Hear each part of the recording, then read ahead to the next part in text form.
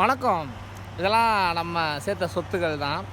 ஒரு லிஸ்ட்டு குப்பைகள் அந்த மாதிரி ஃபுல்லாக போடுறதுல வந்து டெல்லி ஃபஸ்ட்டு.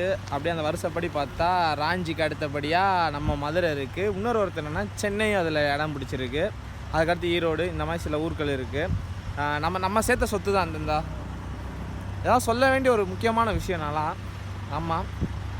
மதுரை இதுலேயே இடம் பிடிச்சிருங்க சந்தோஷப்படலாம், இதுலேயும் இடம் பிடிச்சிருக்கு அப்படின்னு சந்தோஷப்பட்டு தான் ஆகணும்.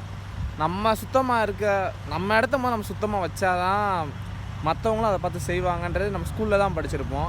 இப்போ ரியாலிட்டியாக எப்படின்னா, நான் எப்படின்னா நம்மளை சார்ந்தவங்களை கூப்பிட்டு மதுரையில் எஸ்ஏ காம்ப்ளெக்ஸ் பண்ணாங்களா க்ளீனிங் இண்டியான்னு, அந்த மாதிரி இன்னும் ஒரு 10, 20, 30 அந்த மாதிரி கூப்பிட்டு பண்ண வேண்டிய நிலைமை ஆயிரும்னு நினைக்கிறேன் பிற்காலத்தில். இப்போ கூட சுத்தம் பண்ணுற கூட காசு கொடுத்தா தான் வருவாங்க. அந்த மாதிரி நிலைமை ஆகிப்போச்சு. தயவு செஞ்சு குப்பையை போடாதீங்க. இவ்வளோ நேரம் பேசுனது விளையாட்டுக்கு இல்லை.